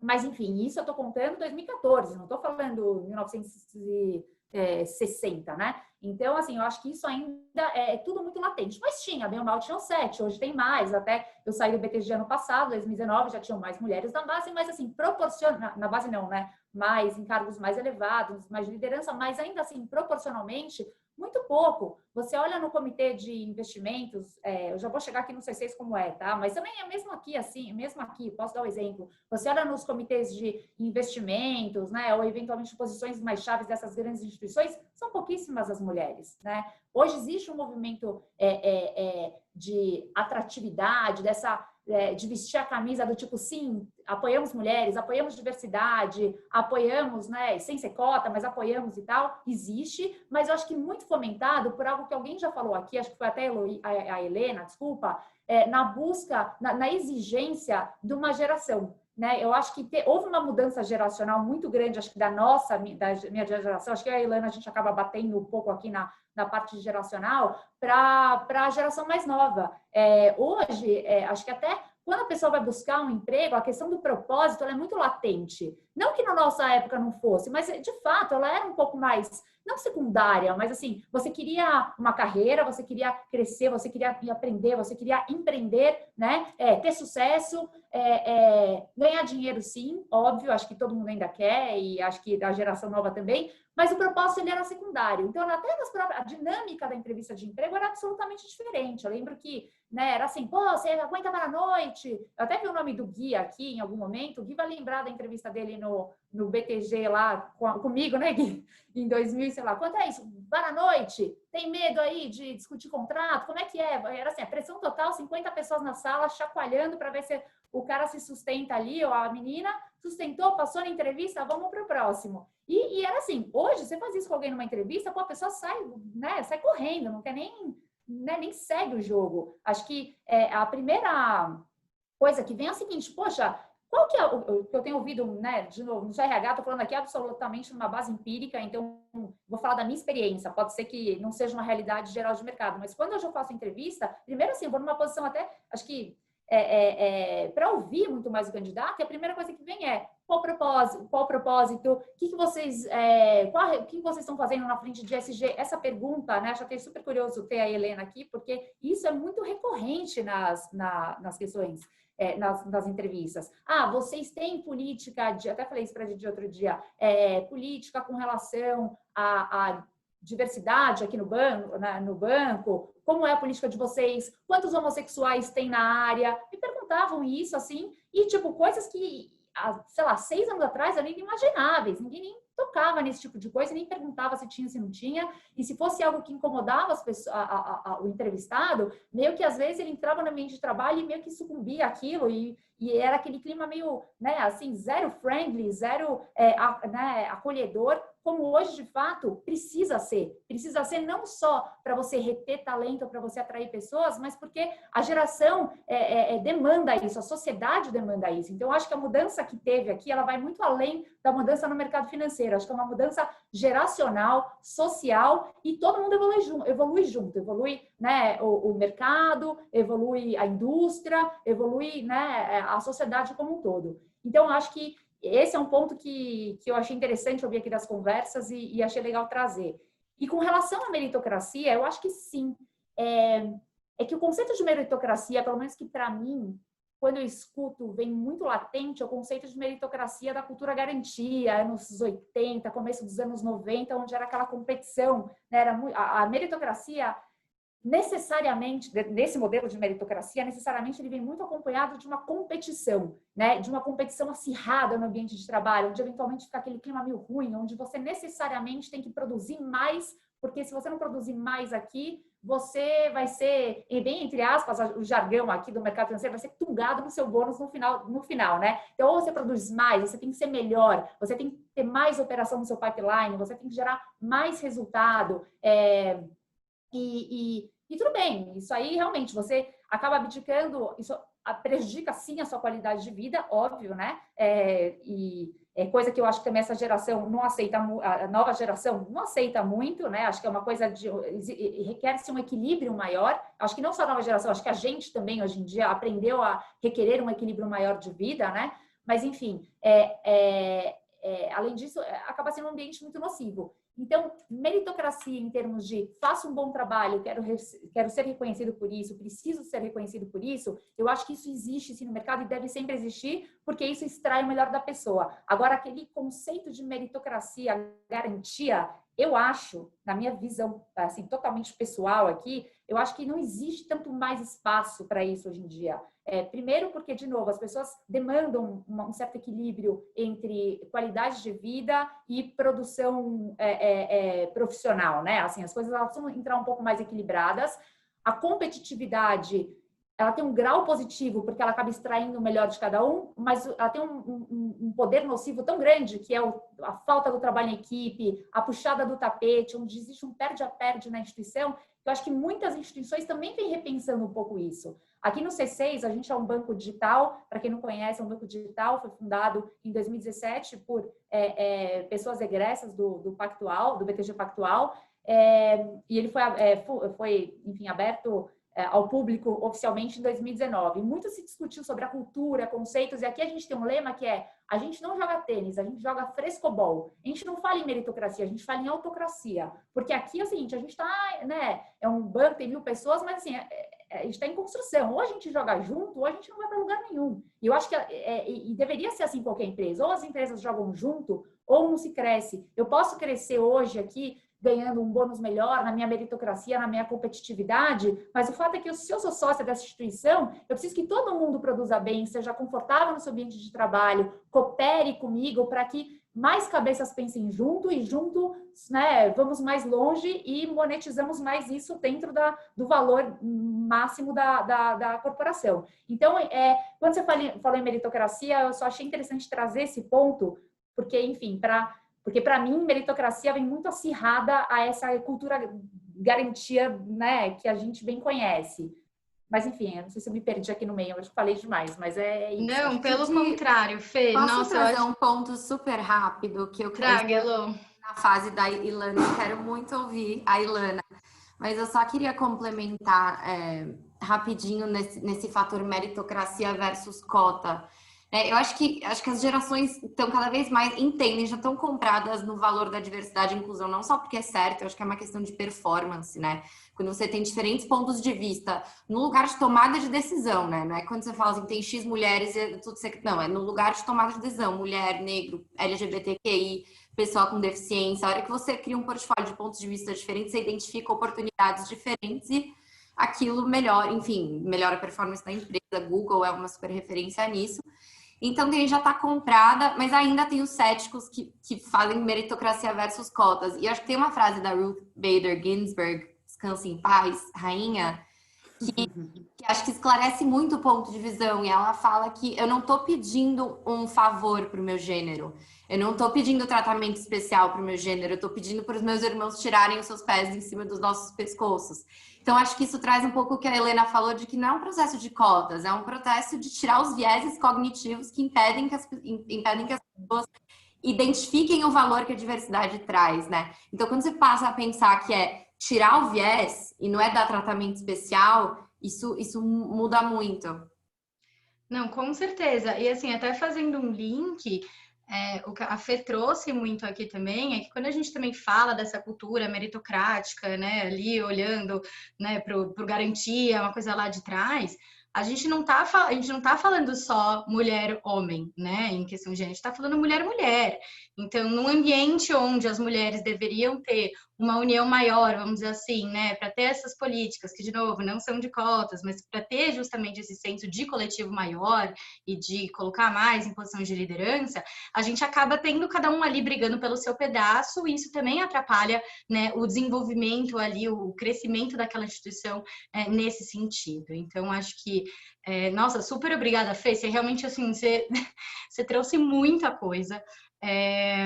Eu também conversei bastante com a Alain. A Alain, ela, para quem não sabe, né, ela tirou 3 anos off, tá, para ser mãe, e né, e foi reinserida no mercado. Hoje, além dela ocupar aí uma posição de liderança na Vitro, ela tem 3 filhos pequenos, sendo que a mais nova, como eu disse para vocês, tem pouco mais de 2 semanas. E isso mostra realmente, né, a mulher não é sexo frágil, né? E de uns tempos para cá, eu venho acompanhando por que eu pesquei a Lã, né? A Lã e a Fê, elas não são ex-alunas da GV, mas eu sabia que elas são pessoas que iam agregar muito, contribuir muito para essa discussão.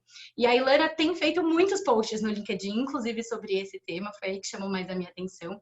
E queria, assim, conversar um pouco com você, se você pode trazer um pouco do que a gente, né, já conversou lá atrás, dar alguns insights para a gente sobre essa história do poder de escolha da mulher, né, nessa eterna tentativa de equilibrar a vida pessoal e vida profissional, né? Eu lembro que você e a Fê também trouxe isso, a Fê Ortiz, acho que chegaram a falar, mulher acaba se sabotando, mulher acha que ela tem que parar, né, antes da hora ali, ela já tem aquilo, já tem aquela mentalidade, né? Falando aqui, obviamente, gente, generalizando, mas conta um pouco aqui pra gente, Lã, assim, o que você tem visto e vivido nesse tema.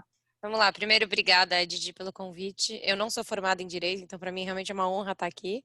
E bom ver algumas meninas que eu conheço, a Fê Chain, que a gente trabalhou juntas na Goldman, né, Fê? E algumas meninas conhecidas. Então, assim, a minha história no mercado, eu acho, nesse sentido, é engraçada, porque eu comecei minha carreira no Credit Suisse, fui para Goldman, trabalhei em grandes bancos, fui muito feliz, acho que aprendi muito, principalmente na Goldman. No Credit Suisse aprendi muito dessa cultura garantia que a Fernanda estava falando, né, que tinha bastante preconceito. Eu lembro, até comentei com a Didi, que assim, se eu ia de vestido, falava, fala pra Ilana vir dar o call na mesa, entendeu? Tinha uma coisa bem suja mesmo, até acho que a Didi falou da minha entrevista, depois eu conto um episódio muito engraçado, que na linha do que a Fê falou, eu passei por isso. Eu quero que você, eu não tá falei, bom, eu conto tá? depois, Deixa essa cereja do bolo no final. Mas na XP eu realmente me redescobri como pessoa, porque a XP, na época que eu entrei em 2012 na XP, quando a XP tinha um rep office aqui em São Paulo, era uma zona, tinha várias áreas com overlap, não tinha site direito, mas eu fui para um papo falar com uma pessoa, me botaram para falar com o Guilherme, adorei o Guilherme me adorou, falei, cara, quero trabalhar com você. E eu sou de uma família de empreendedores, meu pai tinha uma fábrica de meias, meu marido também tinha uma fábrica de meias, diferentes, tá, gente? É realmente uma coincidência. E eu sempre quis uma coisa mais... quando eu estava na Goldman, fazendo meu trabalho de equity sales, que era um trabalho que eu achava que era muito... me agregava pouco, e eu falava, cara, eu não sinto que eu estou construindo algo. Né? Eu venho de uma família de empreendedores, eu preciso de algo a mais. Enquanto eu estava construindo o business, foi legal. O dia a dia não foi tanto. E na XP eu pude viver isso, porque a XP, na época que eu fui, né, acho que a XP ainda tem muito essa cultura de empreendedorismo, né, enfim, Helena tá aí para contar essa história, mas lá atrás era muito, e assim, não tinha cargo, não tinha, você não precisava ser formado, você não precisava nada, você precisava chegar lá, pegar um desafio, fazer, você tinha 40% do EBITDA da tua área como o teu resultado, o teu PLR, putz, quem entregasse ia crescendo, e era realmente uma instituição muito meritocrática. E eu me descobri na XP, e eu falei, poxa, eu nunca quero parar de trabalhar. E eu tinha altas conversas com o Guilherme, inclusive, né? Enfim, eu conversava muito com ele sobre essa questão da mulher, maternidade, eu trocava bastante com ele. E ele falava, pô, Ilana, é muito difícil, né? Ele tinha vivido isso no casamento dele com a Ana, quando ela teve os 2 filhos, ela parou de trabalhar. Pô, é muito difícil, a mulher tem que acabar priorizando a família. E eu vim de uma família, minha mãe priorizou a gente, ela optou por parar de trabalhar, ela, graças a Deus, tinha essa possibilidade. Meus pais são separados, uma história super ruim. E a gente acha que grande parte da minha estabilidade do meu irmão veio desse carinho e dessa presença da minha mãe muito grande na nossa infância. Então, eu tinha muito essa dúvida na minha cabeça, mas eu falava, eu gosto tanto de trabalhar, eu era tão feliz no meu dia a dia na XP, que assim, eu falava, eu não vou conseguir ficar sem isso, entendeu? Eu tinha uma coisa realmente muito forte, era a XP, eu morava na rua da XP quando era na Leopoldo, às vezes eu tava voltando de uma reunião, sei lá, no Bradesco, no centro, para casa, eu falava, deixa eu parar no escritório, vou olhar meus e-mails, fazer minhas coisas, eu realmente tinha muito prazer. E foram N episódios, eu lembro do dia que eu estava em BH, tinha terminado uma reunião na Forluz, que é o maior fundo de pensão de lá, uma puta reunião legal, cheguei no aeroporto, dava para antecipar meu voo, eu falei, não, eu vou ficar aqui tomando uma cerveja com a turma da XP. Eu realmente tinha muito tesão em estar com o pessoal, em falar de trabalho, etc. E eu lembro que eu li, logo depois que eu casei, eu li esse livro, que é o Faça Acontecer, da Sheryl Sandberg, chama Lean In, em inglês, e é um livro que eu estou relendo agora, eu recomendo para todas as mulheres que o leiam, porque ela fala muito isso, como a gente começa a se tirar do jogo antes da gente sair do jogo. Né? Então ela fala, quando a mulher já pensa em engravidar, a mulher nem vai pedir para o chefe uma eventual promoção ou para pegar uma vaga numa outra área que ela quer. Sendo que assim, ela já está pensando, ela ainda tem o tempo para conseguir, os 9 meses de gestação, e você nem sabe como vai ser você no pós-parto. Então eu falava, isso não vai acontecer comigo, isso não vai acontecer comigo. Bom, a vida trouxe algumas coincidências. No final de 2015, o Patrick, que era meu chefe lá na XP, ele era o CEO da Asset, saiu, eu era muito próxima dele, acabou que ficou uma situação ruim para mim lá dentro, teve uma briga política muito grande com uma pessoa que eu realmente, muito antiética lá, que depois foi mandada embora, etc. Mas eu falei, pô, eu não quero vender minha alma ao diabo, né? Eu sabia que eu estava deixando muita grana na mesa, né? Acho que todo mundo acompanhou aí o sucesso, trajetória da XP, eu tinha uma participação bacana, e assim, eu sabia que era a porrada da minha vida, mas eu nunca consegui trabalhar só por dinheiro, graças a Deus eu tenho essa possibilidade, e eu falei, eu não vou passar um dia sem estar feliz. E eu já queria engravidar, então eu acabei engravidando, falei, é o momento de sair, a gente entendeu tanto eu quanto eles que não fazia sentido continuar, e eu falei, pô, eu vou ser mãe, então eu vou tirar isso pra ser mãe, vou ser feliz, vou focar nisso, vou focar na maternidade. A gravidez foi ótima, fui pra Harvard, comecei meu mestrado, etc. Mas, gente, depois que minha filha nasceu, eu falei, fudeu, eu não gosto disso. E eu demorei muito para admitir para mim mesma que eu não gostava disso. E era muito difícil. Porque eu lembrava meu dia a dia de XP e eu chorava de saudades. Porque eu falava assim, gente, eu não sou feliz aqui no parquinho do prédio brincando com ela à tarde. Só que era muito esquisito, porque as pessoas me olhavam e falavam, nossa, que delícia, você é só mãe. Eu falava, gente, tipo, eu não gosto. Só que eu não conseguia admitir, seja pela pressão da minha mãe, seja por uma pressão interna minha. E eu demorei muito tempo. E ao mesmo tempo que eu vivi na XP foi muito grandioso, porque a XP construiu uma história muito legal. Eu tinha muita autonomia, tinha acesso direto, ia em jantar do board, eu participava de muita coisa porque eu era muito cara de pau, então eu acho que diferente, o livro até fala que as mulheres tendem a ser menos cara de pau, e eu era cara de pau, eu fazia jantar com quem se quisesse, Guilherme, Júlia, etc, mas eu era cara de pau e eu falava, pô, meu marido sempre me apoiou, nunca teve nenhum incômodo. Então eu fui, mas eu fui tão feliz na XP que tudo que aparecia me parecia prêmio de consolação. E eu falava, eu não quero voltar a trabalhar e deixar minha filha.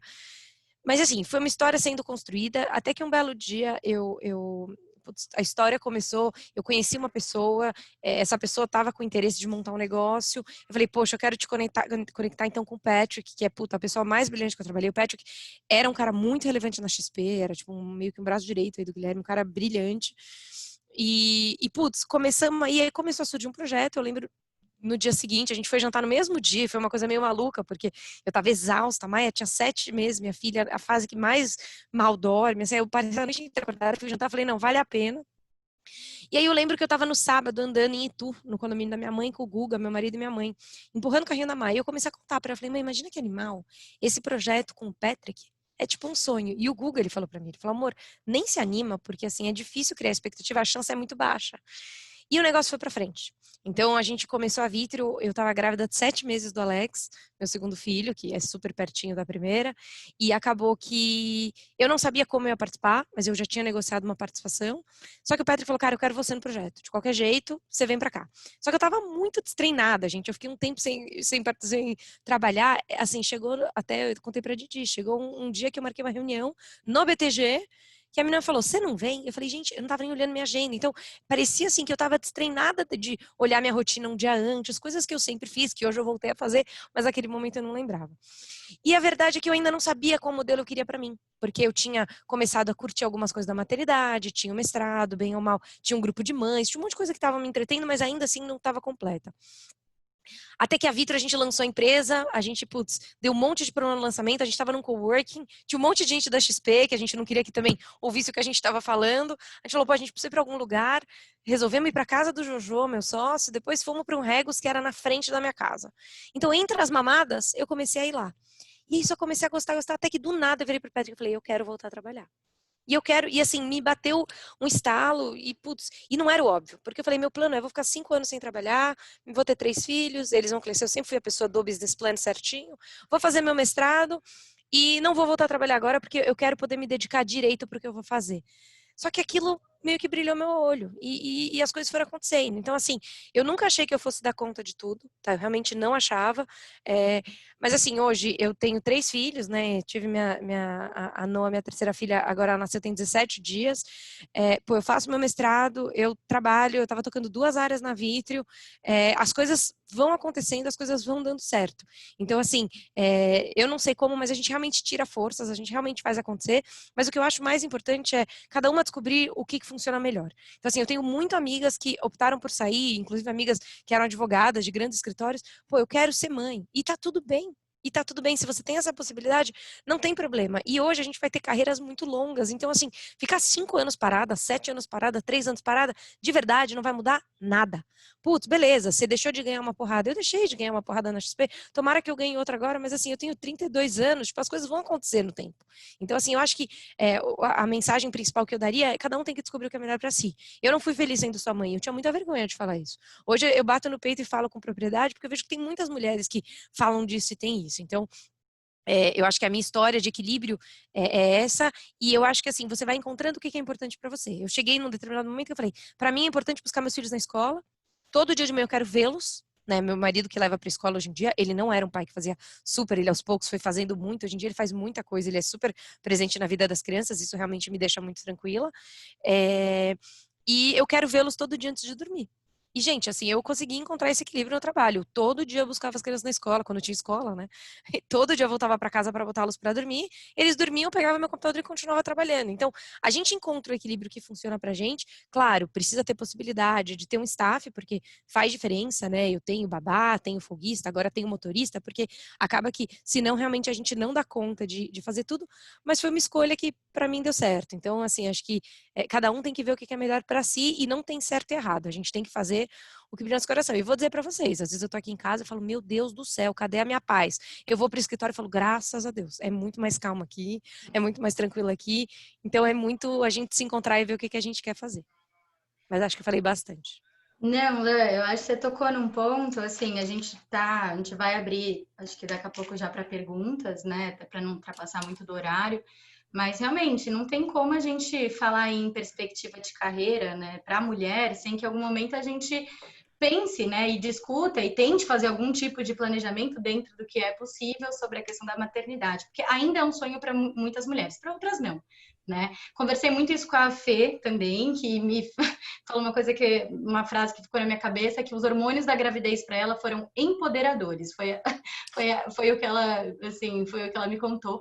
E ela, na verdade, se descobriu também uma nova mulher nessa história de maternidade. Fê, se você puder, em 1 minuto, 2 no máximo, resumir. Eu vou contar do porquê do empoderamento do hormônio, porque é o seguinte, eu acho que eu sou a única pessoa, pelo menos que eu conheço do meu círculo de amizade, ou de, enfim, mulheres que eu conheço e tal, que trabalham, não sei o que tem uma carreira. Eu, para quem não sabe, enfim, bom, obviamente não sabe, vou contar. Eu pedi demissão grávida de 8 meses. Eu tava, assim, super bem no pactual, enfim, eu sempre, acho que a Ilana foi contando a história dela, eu me identifiquei com várias passagens. Eu comecei junto com o Patrick na BTGzinha em 2008, era um nicho e Que assim, legal! eu fui, acho que a 23ª pessoa a entrar, super nova e tal. Então, eu tinha um relacionamento tenho um relacionamento muito próximo aos sócios fundadores da BTG, né? Que foram não só chefes, foram mentores, são colegas, são amigos, são pessoas muito queridas que eu carrego para a vida. E, putz, estava muito bem no banco e tal, só que desde 2017 eu estava não estava tão feliz indo trabalhar, comecei a ter aquele mixed feelings com relação à minha carreira, queria fazer uma transição, apareceram algumas oportunidades que me chacoalharam, coisa que nunca tinha acontecido até então. E aí, putz, comecei no processo de coach e, putz, terapia meio que focada, além do coach, uma terapia focada para o mundo profissional e tal, não sei o quê. E aí, um super mentor também, acho que posso falar aqui, o Pércio Arida, eu estava numa conversa com ele e ele falou assim, Fernanda, eu acho o seguinte, acho que, segue o seu coração, acho que é isso, não sei o quê, né, tal. Aí ele pegou e falou o seguinte para mim, dia 22 de janeiro do ano passado, só pensa uma coisa, se você quiser engravidar, eu pensaria antes de fazer uma mudança tão significativa assim na sua vida, porque a gravidez traz muitas mudanças. Nasce uma mãe, nasce um filho, nasce uma mãe, é uma vida nova, você vai ter que se adequar, não sei o que lá tal, mas, poxa, então segura um pouco e taca pau aí no seu objetivo. Beleza, dia 22 de janeiro. Dia 25 de janeiro eu descobri que eu estava grávida e, tipo assim, falei, e agora? Mudo de emprego, não mudo? Sigo o meu plano, não sigo? Me bananei. E aí eu tava, tipo, num super projeto na Suíça, viajando pra lá e pra cá, não sei o quê, passei a gravidez inteira, passei, sei lá, os meus 7 meses de gravidez, pegando avião, indo pra lá, voltando, não sei o quê.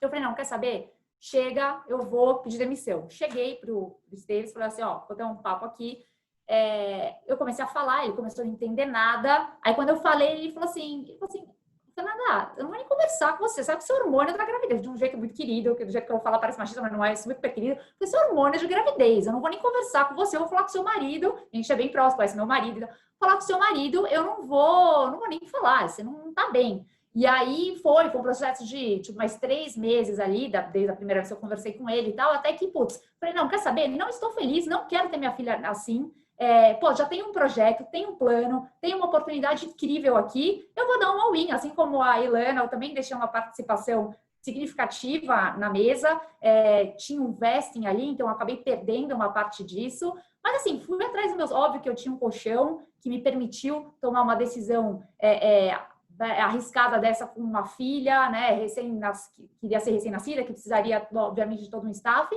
Mas assim, eu fui atrás do meu sonho, a gravidez não me limitou. Eu acho que é legal a gente contar essa história, porque quando a gente olha pouca mulher no topo da carreira, a gente sempre fala, gravidez, é difícil conciliar. A real, assim, é que se concilia, né? A gente aprende, a gravidez é um tabu até você ficar grávida e ter um filho. Depois, você vê o seguinte, o mercado, eu não senti uma discriminação por ser grávida. Quando eu lembro que quando eu mandei meu e-mail de saída do BTG, eu não estou brincando, assim, deu 1 minuto e meio, me ligou uma pessoa, já falou assim, você não vai nem sair da Faria Lima, você vem aqui, eu não tô acreditando que você tá saindo do BTG, você vem aqui falar comigo, e tipo assim, bem como essa, outros convites vieram, e assim, grávida de 8 meses e meio, entendeu? Então, assim, por que eu tô contando isso? Não tô falando só por conta da minha experiência, eu tô falando porque não é um tabu, não é um problema. A gravidez assim, óbvio, precisa ser planejada e tal, mas assim, não é isso que limita a mulher. Isso não deveria ser um limitador. E Eu acho que até pode ser um tabu, né, Fê? Assim, eu todas as vezes... As empresas, por exemplo, entrevista... Não, mas tem pessoas. Quando eu fui falar com o Petri, que é uma pessoa super próxima, hoje em dia é meu amigo, que eu tava grávida agora da minha 3ª filha, eu fui cagando de medo.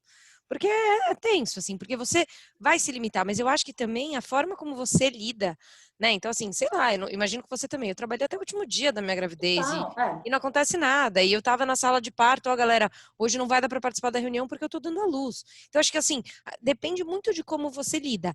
Eu não sei você, mas eu acho que, assim, o pós te limita um pouco, né? Assim, porque... não tem como, né? Você tem mamada, você tem... de estar aqui eu tive puerpério, foram 15 dias enlouquecidos. Os hormônios que me empoderaram na gravidez, no puerpério, eu falei, meu Deus, o que eu fiz da vida? Mas depois passa, e realmente, você se enquadra na amamentação. De fato, os 2 primeiros meses são muito difíceis. São difíceis. Assim, a mulher dá uma desaceleradinha, mas não é que justifica, 4 né? primeiros meses. É isso. Gente, eu acho que vocês trouxeram isso muito bem, né? Pode até ter algum tipo de impacto, mas numa perspectiva da carreira mais no curto prazo.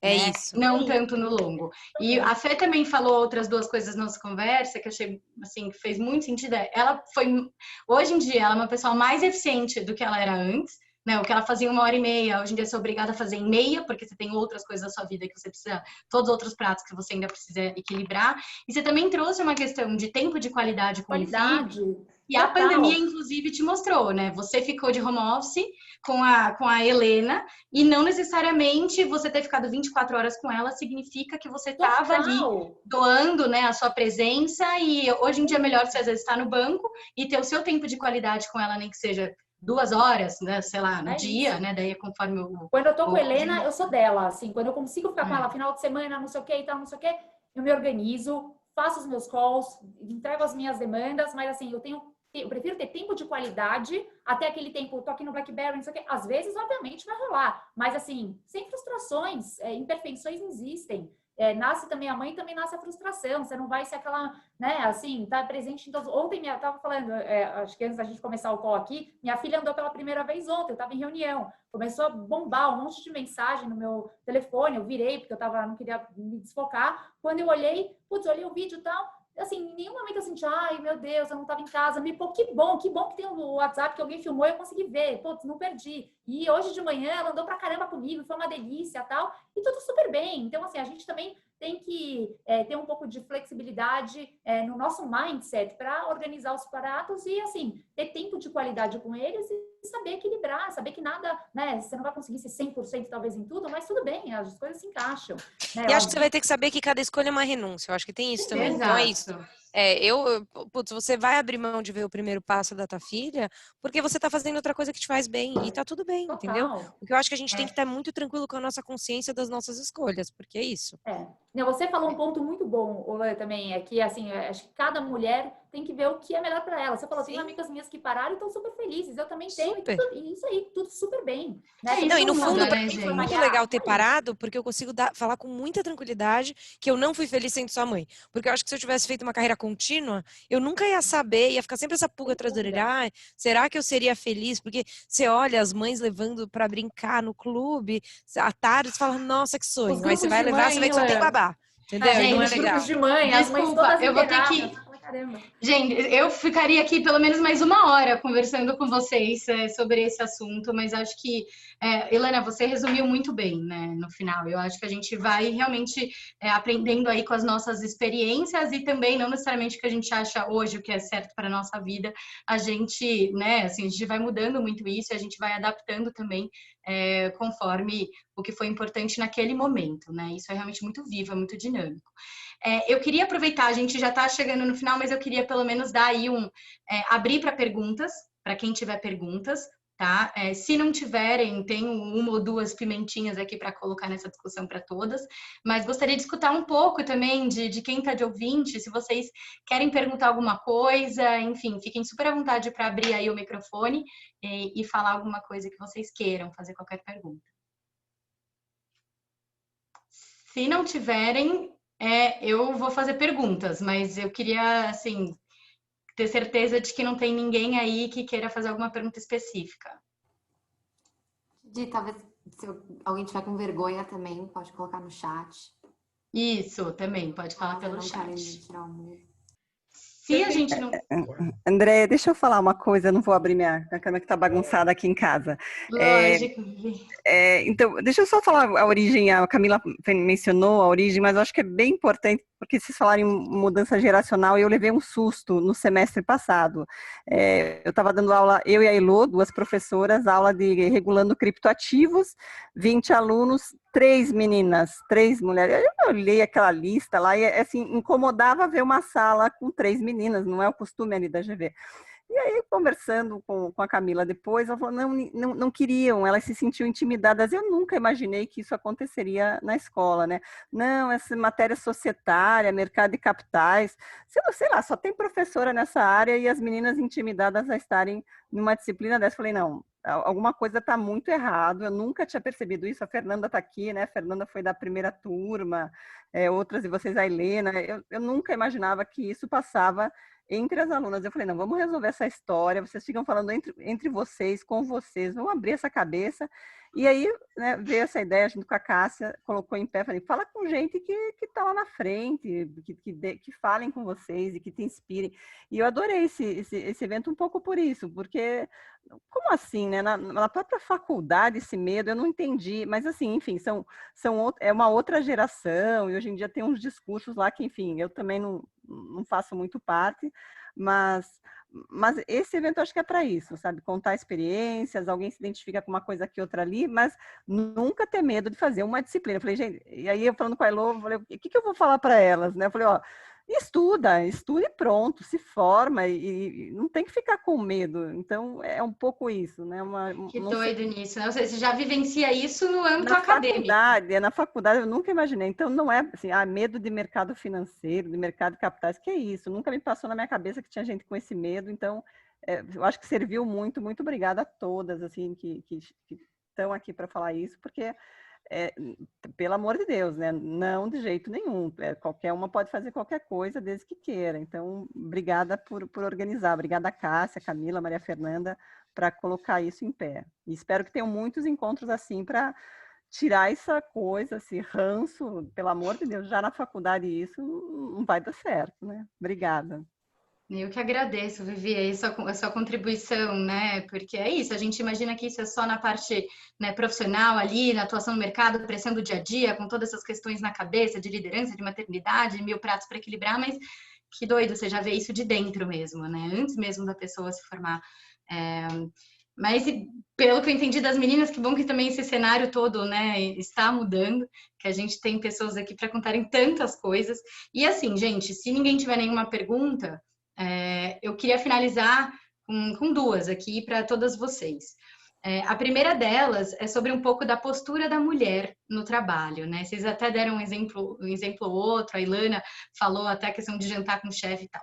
Vocês, no mercado financeiro, né? Que a gente já imagina aquela cultura ali um pouco mais agressiva, aquela pressão, não que isso também não existe em outros lugares, mas vocês sentiram a necessidade de se masculinizar para vocês serem ouvidas, ou vocês sentiram que vocês tiveram que tomar algum cuidado específico pelo fato de ser mulher, né? Como a Ilana falou, não, eu só vou lá e janto e tomo vinho né? E as pessoas que pensam que elas queiram pensar. Mas e vocês, as outras convidadas, alguém já passou por alguma situação parecida? Não precisa contar, não precisa ser experiência pessoal, mas vocês já tiveram issues com relação a isso? Essa questão também, às vezes, da interrupção da fala, é algo que acontece na prática ou não? Só posso acrescentar rapidinho? Acho que se a gente for fazer essa pergunta, a Bruna tá com a mão levantada, só pra gente fazer uma rodada de perguntas. Desculpa! Acho que você não viu, André. Vamos, Bruna, você... Gente, se alguém quiser só responder essa, a gente passa para da Bruna. Não? Vamos deixar essas experiências. Eu vou falar. Eu vou contar aqui as histórias aqui. Cuidados. Uma coisa que eu sempre... O meu ambiente era realmente... quando eu comecei na BTG, que eu estava falando, né, para a Helena, na onda do pé, nessa turma inicial, acho que no final ali, antes da gente voltar para o pacto, eram mais ou menos uns 100 funcionários. Eu, uma economista, 3 recepcionistas e uma sales. Ponto. O resto era homem. E o time com que eu trabalhava era 100% masculino, né, 100% homem ali. E, então, claramente, eu tomava muito cuidado com a minha postura. Eu nunca tive nenhum problema com os meninos com que eu trabalhava, zero, e a gente trabalhava muito junto, era M&A, varava a noite, não sei o que e tal. Mas alguns cuidados eu tomava. Postura, né? Não, assim, não tô dizendo que isso é certo, que é errado, não tô entrando aqui, né? Acho que você colocou muito bem o disclaimer no começo da conversa para ver se, a mulher pode usar o que ela quiser, pode fazer o que ela quiser, deveria poder sim, pode sim, mas eu falo o que eu fazia. Então, eu tomava muito cuidado com a forma de me posicionar. Assim, me posicionava de forma dura, não masculinizada, mas era enfática. Isso acho que é um pouco da minha personalidade até. Mas, assim, no trato, eu não tomava muito cuidado para não encostar, sabe? Para não dar uma segunda intenção. Sempre fui arrumada, sempre ia arrumada. Isso nunca... mudei esse meu lado, mas obviamente tomava muito cuidado com a minha postura, com as brincadeiras, com o tipo de brincadeira que eu fazia e permitia. Então, assim, às vezes, nunca levei umas brincadeiras tão pesadas, ou quando levava, assim, já era um corte tão extremo. Obviamente já levei algumas brincadeiras pesadas, mas lembrando aqui, mas era uma postura, um corte imediato, entendeu? Para que isso não crescesse e não me intimidasse a participar de determinadas coisas. Outra coisa que eu também percebi, quando você falou do sabotagem, só vou pegar esse gancho aqui, só para a gente não esquecer, que eu acho que isso é importante. A gente fala de sabotagem de mulher no ambiente profissional, mas eu acho que a gente tem uma sabotagem de mulher no ambiente social. Por exemplo, vou dar o meu exemplo aqui. Quando meu marido tem uma vaga aberta, ele vai entrevistar uma mulher, às vezes se eu não pergunto, eu penso, não era bonita? Será que vai ser bonita? Vai trabalhar com meu marido, não sei o que. Penso. E é errado pensar assim. Porque da mesma forma que eu penso assim com relação a uma mulher que quer ocupar um cargo de trabalho, alguém vai pensar assim de mim também.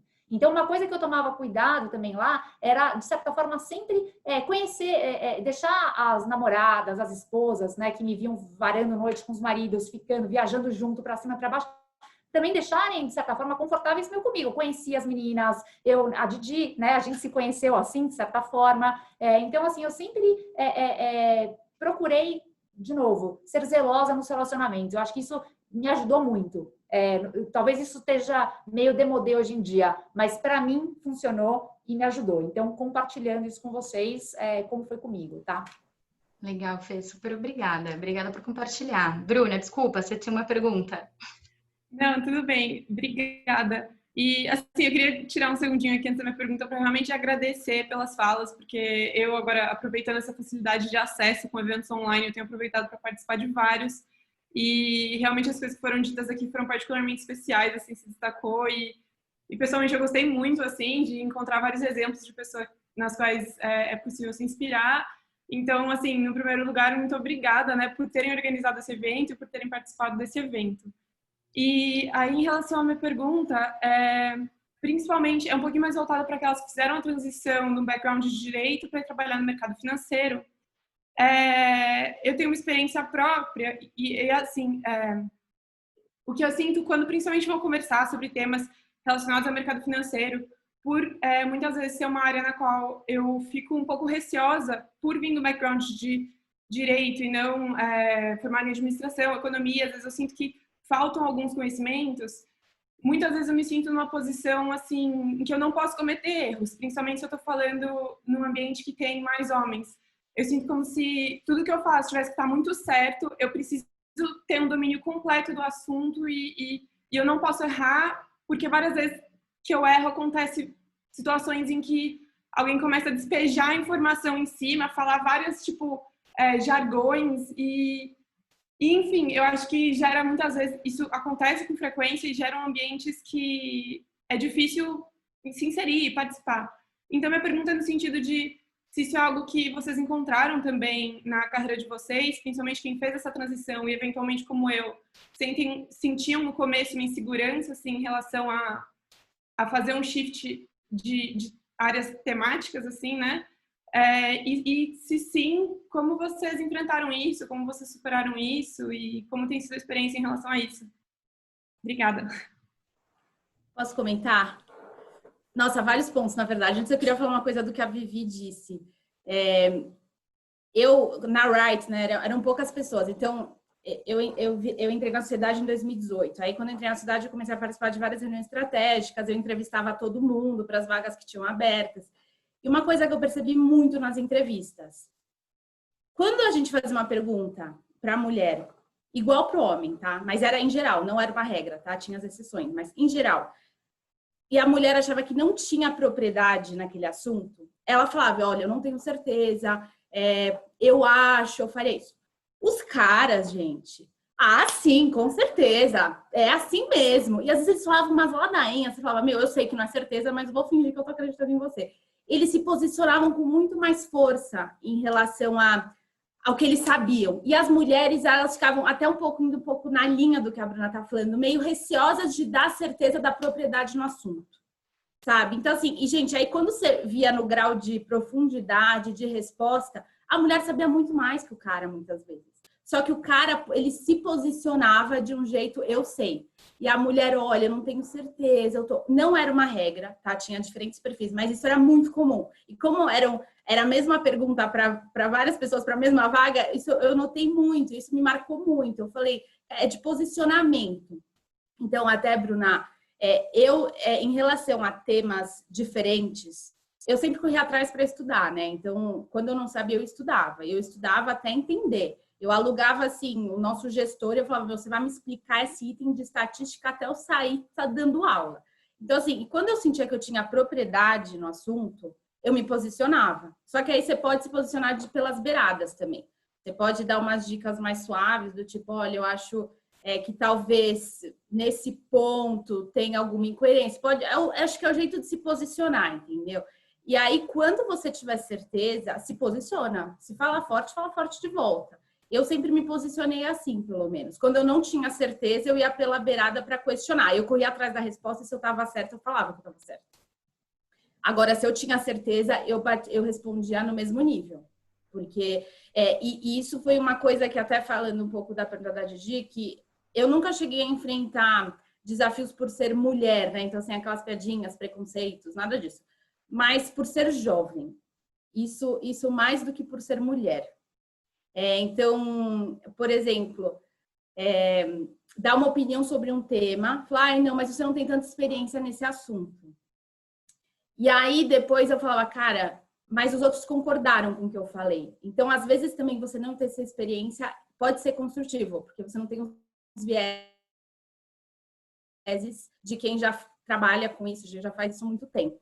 Então, isso foi uma coisa que eu senti mais do que em relação a ser mulher. E eu acho que o que fez muita diferença para mim, né, agora, bom, é que na XP eu acabei de entrar, então nem dá para dar muito exemplo, apesar de estar numa diretoria comandada por uma mulher. É que na Wright tinha muita representatividade feminina, né? A principal sócia era mulher e ela era feminina, ela não era um homem. E eu acho que isso é muito importante. A Juliana Azevedo, que é a CEO da Unilever, uma palestra dela, ela chegou de saia, toda arrumada, cabelo lindo, maquiada. E ela falou assim, cara, eu não vou abrir mão de gostar de me arrumar, de gostar de me sentir bonita, porque esperam que eu tenha um posicionamento que nem os outros CEOs que sentam na mesa comigo. eu não vou me transformar em um homem só para eles me tratarem igual a eles. Eles têm que me tratar pelo que eu sou. Eu cheguei aqui pela minha competência, não pelo que eu pareço. E eu acho que é um pouco isso, sabe? Acho que você não tem que se transformar para ser do clube do bolinha. Você pode continuar sendo feminina e se posicionar forte. Você pode falar forte de saia, por que não, né? Então, esse é um pouco, assim, abordando um pouco os temas que vieram Helena, posso só fazer 2 pontos aqui, que é engraçado, porque eu já tive uma situação que eu falei alto e eu tinha muita convicção e eu tenho certeza do que eu falei e fui muito julgada por isso. Então, acho que assim, eu acho, e o livro da Sheryl fala sobre isso, eu acho que existe sim preconceito e esse preconceito começa desde pequeno. E eu até fiz um post outro dia sobre uma situação que aconteceu com a minha filha, que eu tava lendo o livro, tava andando na praia com meu marido e falei, olha, você já reparou como quando uma menina, criança, se posiciona como líder, falam que é mandona? E quando um menino faz isso, ninguém fala. Você nunca ouviu falar do menino, olha que mandãozinho. Nesse mesmo dia à noite, a gente sentou para comer pizza na minha casa de praia. Tava meu pai junto, a Maia, minha filha, chega e fala assim, vamos colocar esses talheres de cortar pizza do lado desse, do lado desse. Meu pai vira para ela, sim, mandoninha. Eu falei, caramba, isso tá muito enraizado. Ela não fez nada de mandona, ela teve uma atitude, sei lá, de liderança, de coordenação, you name it, entendeu? Não é uma líder fazendo isso, mas se um menino fizesse, ninguém ia chamar de mandão. Então, eu acho que tem sim algumas situações que a gente, por se posicionar de forma que não é esperada da gente, é vista com preconceito. E aí eu concordo com o que a Fernanda falou, é um preconceito da sociedade, não é nem um preconceito do trabalho, né? Então, eu acho que putz, tem. E aí outra coisa que a gente fala muito eu acho que a grande vantagem, isso na Goldman eles falavam muito, a Fê pode até contar mais, mas desde que eu comecei a trabalhar na Goldman, falava muito sobre ter mulheres, pela diversidade e tal. Acho que, no fundo, eles querem as mulheres também porque elas são diferentes, né? E principalmente por isso. Então, é isso, não é só questão da beleza, de se arrumar, etc., mas tem uma coisa de uma leveza, ou de uma inteligência emocional, de alguns skills, soft skills que os homens não têm. Então, quando você vai para uma cabeça de vou me masculinizar, será que é isso? Será que não querem, né, te dar mais relevância justamente por você ser mulher? Será que o valor não está justamente nessa complementariedade? Na diferença, né? exato. Então, assim, Eu acho que pelo que a Bruna falou, pelo que eu entendi, tem um pouco também dessa pressão, às vezes, do tipo, tá não sei o quê, aquela pressão, aquele calor para ou você dar uma resposta, ou do tipo, calor porque eventualmente falou alguma coisa errada e tal. Isso aí vai acontecer sempre. Assim, faz problema, bom, a não ser que o mercado vá mudando, né? Como a gente falou, a gente espera sempre, né? Um ambiente mais construtivo, mais colaborativo, mas eventualmente, né? Pressão sempre vai ter. E aí a gente vai aprendendo e vai tendo resiliência, né? Eu acho que a chave do negócio é resiliência, né? Então, bora aí, vai acontecer. E ter coragem, né? De se colocar, de questionar, de levantar a mão. É isso.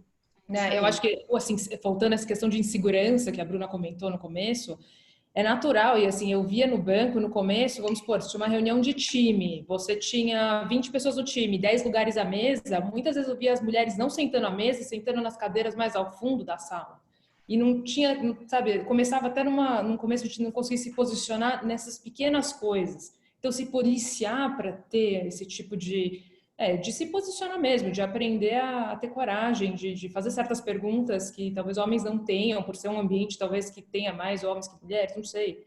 Mas acho que essa insegurança faz parte. Acho que no processo seletivo, quando você parece que você não estava competindo em paridade de armas, porque você tá competindo para uma vaga de IB com pessoas que são de background de engenharia, administração, economia mais clássicos, e você, advogada, mulher, parece que você está duplamente para trás.